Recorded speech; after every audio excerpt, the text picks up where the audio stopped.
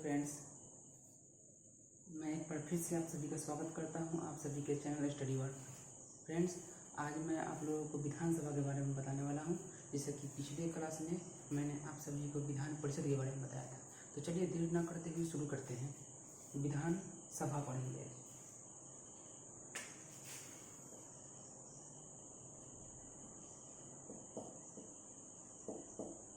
विधानसभा दोस्तों, विधानसभा किसी भी राज्य का निम्न सदन होता है। क्या होता है? निम्न सदन होता है। इसे निम्न सदन कहते हैं। पिछली क्लास में जब मैंने आप लोगों को बताया था तो उसमें विधान परिषद के बारे में बताया था। विधान परिषद किसी राज्य का उच्च सदन होता है और विधानसभा किसी भी राज्य का निम्न सदन होता है। दोस्तों, ये जो विधानसभा होता है इसका कार्यकाल 5 वर्षों का होता है। कितने वर्ष का होता है? कार्यकाल जो होगा इसका कार्यकाल 5 ईयर का होता है। 5 वर्ष का होता है इसका कार्यकाल। दोस्तों, ये 5 वर्ष का होता है। विधानसभा का कार्यकाल 5 वर्ष का होता है, लेकिन राज्यपाल को किसी विशेष परिस्थिति में यह अधिकार दिया गया है कि वह इसके कार्यकाल को 5 वर्ष से कम समय में भी इसको विघटित कर सकता है, यानी कि इसके कार्यकाल को समाप्त कर सकता है। ठीक है, इतना बात समझ में आ गया।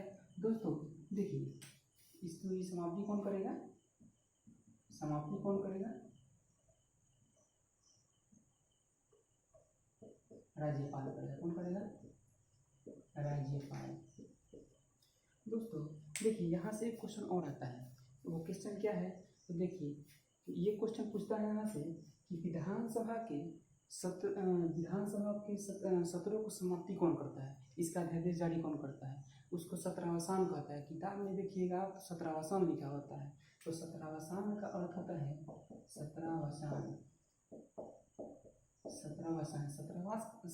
सत्रावसान कहने का अर्थ है कि सत्र की समाप्ति। क्या? सत्र की समाप्ति है ना दोस्तों। तो ये क्वेश्चन पूछता है कि विधानसभा के सत्रावसान का आदेश कौन जारी करता है? तो विधानसभा के सत्रावसान का आदेश राज्यपाल जारी करता है। और बहुत से स्टूडेंट्स ऐसे होते हैं ना कि सत्रावसान दे के घबराते हैं। सत्रावसान दे के घबराने की जरूरत नहीं है। इसका मतलब होता है सत्र की समाप्ति। जैसे कि सत्र कहने से तात्पर्य क्या है कि इसकी बैठक होती है। जैसे गर्मियों के दिनों में होगी बैठक तो उसको ग्रीष्मकालीन कहेंगे, और ठंड के दिनों में होगी तो उसको शीतकालीन कहेंगे। तो इसकी एक अवधि होती है, मतलब जितने दिन की जो ठंड होती है तो उतने दिन इसकी कार्यकाल होता है। तो वही सत्र की समाप्ति, यानी कि सत्र एक पीरियड होता है कि जैसे मान लीजिए कि 4 मंथ चलेगा। कितना? यहाँ से शुरू हुआ और यहाँ 4 मंथ तक चला, तो इसकी अवधि होती है। तो इसीलिए ये इससे देख के घबराना नहीं है। देखिए दोस्तों, इतना जान गया ना। अब हम लोग को जानना क्या है कि विधानसभा में कुल सदस्यों की संख्या कितनी होगी? किसी भी राज्यसभा में किसी भी राज्य जो राज्य होगा, माफ कीजिएगा, किसी भी राज्य की अगर विधानसभा है किसी राज्य में, तो उसमें सदस्यों की कुल संख्या कितनी होगी? तो दोस्तों देखिए, सदस्यों की जो संख्या होगी ना, सदस्य की संख्या कहने से तात्पर्य है विधानसभा की सीट। तो देखिए दोस्तों, इसका एक प्रावधान है। किसी भी राज्य की विधानसभा में कम से कम कितनी सीटें होनी चाहिए? 60 सीट। कम से कम 60 सीटें होनी चाहिए। और अधिकतम कितनी होनी चाहिए? 500।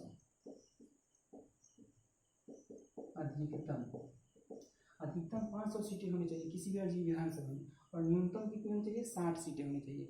लेकिन कुछ ऐसे भी राज्य हैं जिसका सीट जो है विधानसभा में 60 से कम है। और वो राज्य कौन कौन से हैं? तो आइए हम जानते हैं। वो राज्य है गोवा, सिक्किम और मिजोरम। ये 3 ऐसे राज्य हैं ना जिसकी विधानसभा की सीटों की संख्या 60 से कम है। तो ऐसा क्यों? क्योंकि बताया तो गया है कि कम से कम 60 ही होना चाहिए, लेकिन इसका तो भैया कम है। कितना है? इसका है 40, गोवा का है 40, सिक्किम का है 32 और मिजोरम का भी 40 है। तो देखिए तो कम हो गया ना, ये जो 60 संख्या है इससे कम हो गया। 60 सॉरी माफ कीजिएगा 40, 32 और 40 कम हो गया। तो ऐसा क्यों? तो ऐसा इसको करने क्यों किया गया? तो इसको अनुच्छेद 371 अनुच्छेद 371 के तहत विशेष राज्य का दर्जा दिया गया। विशेष राज्य का दर्जा अनुच्छेद 371 के तहत विशेष राज्य का दर्जा देकर यह प्रावधान किया गया है कि ठीक है, आपके पास विधानसभा की सीटें 40 होगी, 32 होगी और 40 होगी। ठीक है ना दोस्तों, इतना समझ में आ गया ना।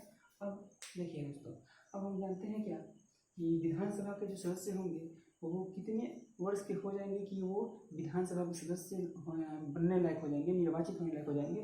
तो दोस्तों देखिए, किसी भी विधानसभा के सदस्य होने के लिए उनकी आयु कितनी होनी चाहिए?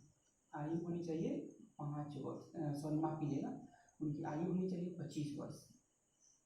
कितनी होनी चाहिए? 25 वर्ष उनकी आयु होनी चाहिए दोस्तों। ठीक है, इतना समझ में आ गया दोस्तों। अब हम लोग देखते हैं कि सीट की बात कर लिए और इसका भी चर्चा कर लिए हम लोग, और सदस्य बनने के लिए आयु सीमा कितनी चाहिए? 25 वर्ष। अब देखते हैं हम लोग कि इसमें जो विधानसभा होता है ना, अनुसूचित जाति और अनुसूचित जनजाति यानी कि SC और ST के लिए भी इसमें आरक्षण का प्रावधान किया गया है। ठीक है ना, तो अब उस पर चर्चा कर लेते हैं थोड़ा।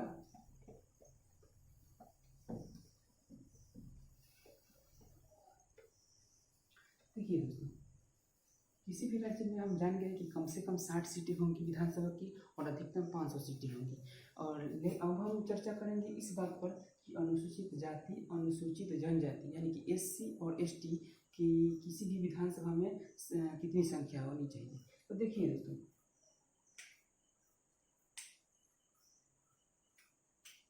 जनसंख्या के आधार पर, किसके? जनसंख्या के आधार पर, जनसंख्या के आधार पर SC और ST इसको हम लोग कहते हैं अनुसूचित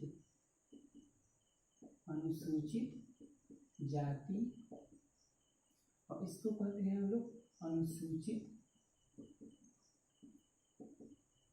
जनजाति। ठीक है दोस्तों, तो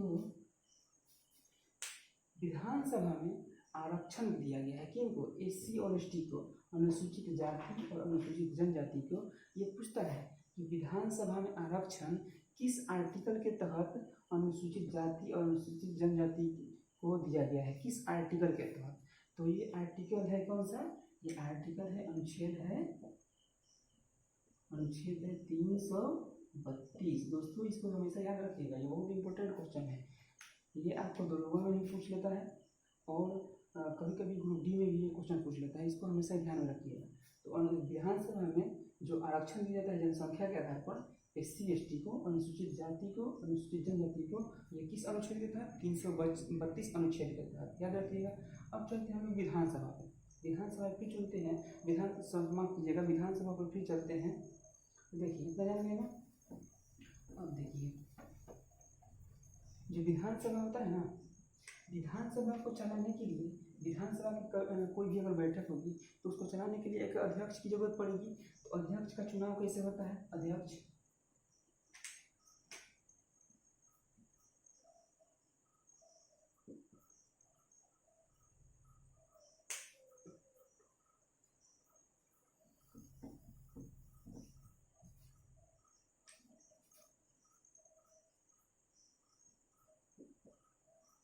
दोस्तों, अध्यक्ष ही हम बार बोल रहे हैं।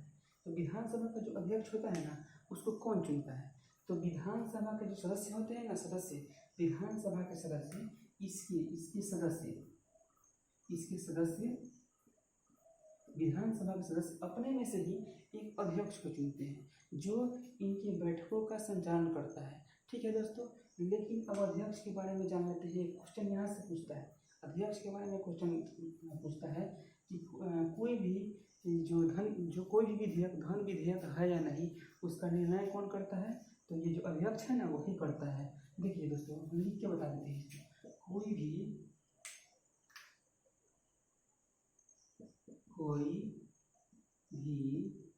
विधेयक कोई भी विधेयक धन विधेयक है या नहीं, ठीक है ना दोस्तों। देखिए दोस्तों, ये जो लाइन है ना आपका दिख रहा है सामने, ये है कोई भी विधेयक धन विधेयक है या नहीं, इसका निर्णय कौन करता है? तो ये जो अध्यक्ष होता है ना, विधानसभा का जो अध्यक्ष होता है, यही निर्णय करता है। और ये क्वेश्चन बहुत इंपॉर्टेंट है, यह भी क्वेश्चन है, ये वेरी इंपॉर्टेंट क्वेश्चन है दोस्तों।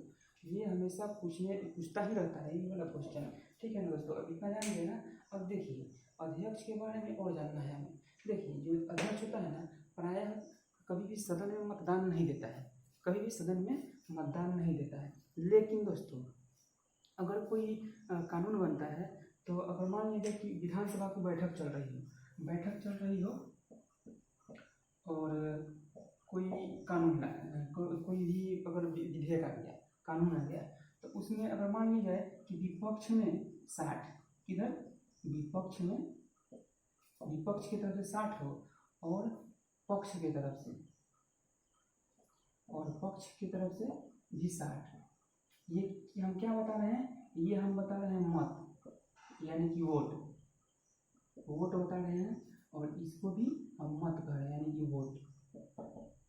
किसी भी राज्य में अगर कोई विधेयक आ गया, मतलब सॉरी माफ कीजिएगा, विधानसभा में अगर कोई जैसे बैठक हो गई और कोई विधेयक आ गया जिसके अगर मत हुआ तो 60 विपक्ष की तरफ से हुआ और 60 पक्ष में हुआ उस विधेयक के, तो ऐसा तो ये बराबर हो गया। तो अब उसका निर्णय कौन करता है? तो अभी हम बताए हैं कि अध्यक्ष निर्णय मतदान नहीं करता है, लेकिन जब ये मत बराबरी पड़ेगा ना दोस्तों, मत बराबर हो जाए तब यह फाइनल रिजल्ट के लिए यह क्या करता है? इसमें हस्तक्षेप करता है और अंतिम यही वोट डालता है। और यह जिधर देगा, मान लीजिए कि इधर दे दिया तो इसका एक बहुमत हो गया, एक ज़्यादा हो गया, तो और जैसे इधर एक मान लीजिए कि इधर नहीं दिया और इधर दे दिया तो इधर एक ज़्यादा हो गया, तो वो विधेयक क्या होगा? विपक्ष की तरफ चला जाएगा, यानी कि विधेयक नहीं रहेगा। और अगर इधर दे दिया, पक्ष में दे दिया, तो 61 हो जाएगा, तो विधेयक पास हो जाएगा, ठीक है ना दोस्तों। इतना जान गया ना। अब देखिए दोस्तों, अब हम लोग जान लेते हैं कि विधेयक। देखिए दोस्तों, एक बात हमसे जान लीजिए कि अगर बैठक होगी, कोई भी विधानसभा की अगर बैठक होगी ना,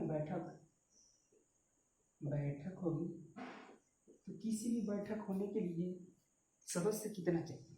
सदस्य कितना उपस्थित होना चाहिए दोस्तों? तो इसमें सदस्य कितना होना चाहिए दोस्तों?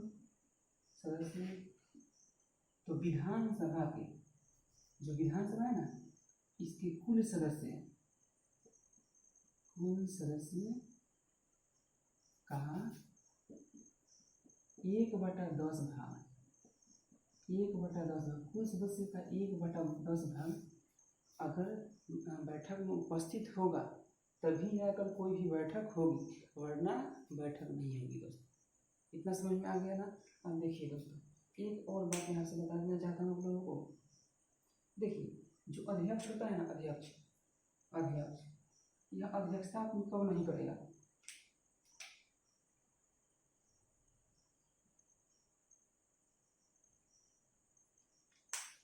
दोस्तों थोड़ा सा मुझे तकलीफ हो रहा है,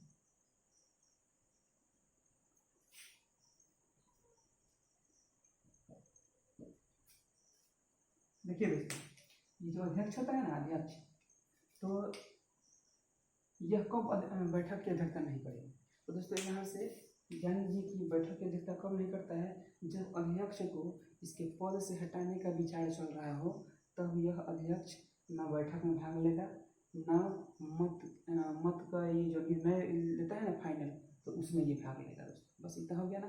अब जानते हैं हम लोग क्या, अब आइए हम लोग जानते हैं विधानसभा के अधिकार और कार्य के बारे में जान लेते हैं। ठीक है ना, जो थोड़ा सा इम्पोर्टेंट है, ज़्यादा इम्पोर्टेंट नहीं है, थोड़ा सा इम्पोर्टेंट है, क्वेश्चन आने का उससे डर रहता है। ठीक है ना, तो हम लोग जानते हैं विधानसभा के कार्य के बारे में, कार्य और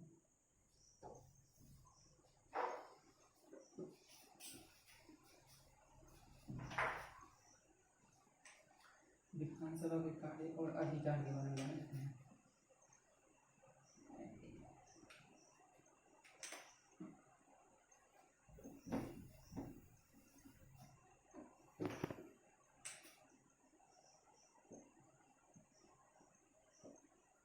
अधिकार के बारे में जानते हैं दोस्तों। इसका 4 कार्य है, महत्वपूर्ण अधिकार है, जिसको बता देते हैं। पहला क्या है, पहला है विधि निर्माण, विधि निर्माण, विधि निर्माण। दूसरा क्या है, दूसरा क्या है, तो ये है वित्तीय, क्या है, वित्तीय विषय संबंधी अधिकार, अधिकार। ठीक है ना। तीसरा क्या है, तीसरा है कार्यपालिका पर नियंत्रण,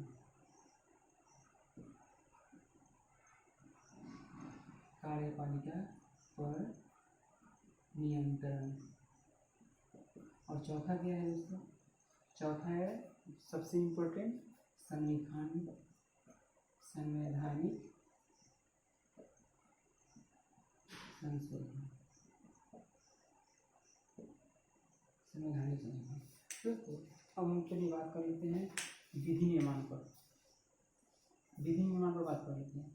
तो हम जानते हैं, इसलिए हमको 2 बातों को ख्याल रखना पड़ता है। वो क्या क्या है, पहला बात इसके जान लेते हैं। पहला, इसमें पहला बात हम जान लेते हैं कि ये जो विधानसभा होता है ना, कि राज्य सूची के किसी भी विषय पर कानून बनाने का अधिकार इसे दिया गया है। विधानसभा होता है, राज्य सूची के किसी भी विषय पर इसे कानून बनाने का अधिकार है। और दूसरी बात ये है कि समवर्ती सूची में भी कुछ ऐसे विषय हैं जिस पर राज्य का जो विधानसभा होता है, जो विधानमंडल होता है, वो भी कानून बनाता है और संसद भी कानून बनाती है।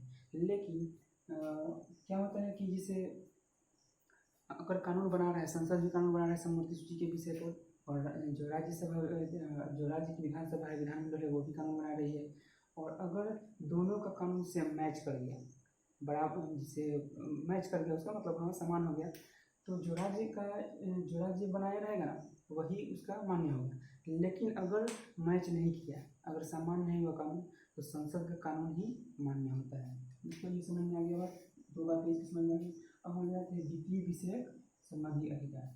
दोस्तों देखिए, जो राज्य का विधानमंडल होता है ना, यहाँ से क्वेश्चन पूछता है कि राज्य की वित्तीय व्यवस्था का नियंत्रण कौन करता है, तो राज्य का जो विधानमंडल होता है वही करता है। ये हम लोग को इसमें पढ़ना है कि राज्य का जो वित्तीय व्यवस्था है उसका नियंत्रण कौन करता है, तो राज्य का जो विधानमंडल होता है ना, वही राज्य की वित्तीय व्यवस्था का नियंत्रण करता है। बस इससे ज़्यादा हम लोग को इसमें नहीं जानना है, क्योंकि इसमें और सारा पॉइंट है लेकिन इम्पोर्टेंट नहीं है। पॉइंट ऑफ व्यू के माध्यम से, यानी कि एग्जाम को लेकर के इम्पोर्टेंट नहीं है। तो अब हम लोग चलते हैं इसलिए कार्यपालिका पर नियंत्रण, इसके बारे में हम लोग देखते हैं। कार्यपालिका पर नियंत्रण के बारे में हम लोग देखेंगे। दोस्तों देखिए, आपको पता होगा कि लोकसभा का जो मंत्रिपरिषद होता है, केंद्रीय स्तर का जो मंत्रिपरिषद होता है, वह लोकसभा के प्रति उत्तरदायी होता है। और राज्य में हम विधानसभा की बात कर रहे हैं ना, तो जो राज्य का जो मंत्रिपरिषद होता है ना, मुख्यमंत्री का मंत्रिपरिषद, तो वह विधानसभा के प्रति उत्तरदायी होता है। और विधानसभा के प्रति उत्तरदायी होता है। अब ऐसा क्या होता है कि मंत्रिपरिषद के विरुद्ध जब भी अविश्वास प्रस्ताव लाया जाता है, तो मंत्रिपरिषद, संपूर्ण मंत्रिपरिषद को क्या कर देना पड़ता है, त्यागपत्र दे देना पड़ता है, जिससे कि सरकार गिर जाती है और फिर से नया सरकार बनाने के लिए निर्वाचन करना पड़ता है। तो दोस्तों ये भी मेरा कंप्लीट हो गया। ठीक है दोस्तों, अब हम लोग चलते हैं संवैधानिक संशोधन। संवैधानिक संशोधन दोस्तों, इसके बारे में देखिए, संवैधानिक संशोधन की किताबी भाषा में मत जानिए, इसको सिंपल भाषा में जानिए। जैसे संवैधानिक संशोधन, अब आप कहिएगा कि राज्य संविधान का संशोधन कैसे कर सकता है भाई, तो देखिए कैसे होता है। जैसे मान लीजिए कि बिहार है, अपना बिहार है, तो क्या हुआ कि अगर बिहार ऐसा कानून बना रहा है बिहार की विधानसभा ऐसी कानून बना रही है जिससे बिहार ही नहीं बल्कि भारत संघ को भी प्रभावित कर रही हो, तो वैसा कानून यहाँ पर विधानसभा में न बन करके संसद में चली जाएगी और संसद उस पर सोचेगी, विचार करेगी, और अगर वो उसको सही लगे तो क्या करेगी कि वो राज्यसभा और लोकसभा दोनों में, राज्यसभा उच्च सदन होता है और लोकसभा निम्न सदन होता है केंद्रीय स्तर पर, तो दोनों में वो पारित करा देगी। और अगर पारित हो जाता है तो उसको क्या अभी मान लिया जाएगा? नहीं, पारित हो जाने के बाद भी नहीं मान लिया जाएगा। क्यों? क्योंकि ये तो पूरे भारत से जुड़ा हुआ है ये कानून। तो उस पारित हो जाने के बाद आधे से अधिक राज्य, भारत के आधे से अधिक राज्यों का उस पर क्या होना चाहिए? सहमति होना चाहिए उस कानून पर, तभी जा करके वह कानून बनेगा। अब देखिए हम चल रहे थे विधानसभा, राज्य विधानसभा में, और बिहार का भी कानून के बारे में बता रहे थे, लेकिन आधे से अधिक राज्यों का भी उस पर ये होना चाहिए, सहमति होना चाहिए। क्यों? क्योंकि यह भारत से संबंधित हो जाएगा, अंतर्राष्ट्रीय मतलब राष्ट्रीय स्तर पर हो जाएगा, इसीलिए। तो दोस्तों आशा कर रहे हैं कि आज मेरा जो क्लास हुआ है विधानसभा के बारे में आप लोगों को समझ में आया होगा। दोस्तों ऐसे ही मैं छोटे छोटे वीडियो आप लोगों के लिए बनाता रहूँगा ताकि आप लोगों को ज़्यादा टाइम नहीं लगे, और पर्सनली आप लोग सिर्फ जिसका ज़रूरत हो उसी का देखें और समझ लें, और इसको शेयर जरूर कीजिएगा दोस्तों, ताकि जिन स्टूडेंट्स को भी लगता है कि संविधान थोड़ा सा डिफ़िकल्ट चैप्टर है, तो कोई डिफ़िकल्ट चैप्टर नहीं है, बस समझने की फेर है। ठीक है दोस्तों, तो आज के लिए बस इतना ही। धन्यवाद।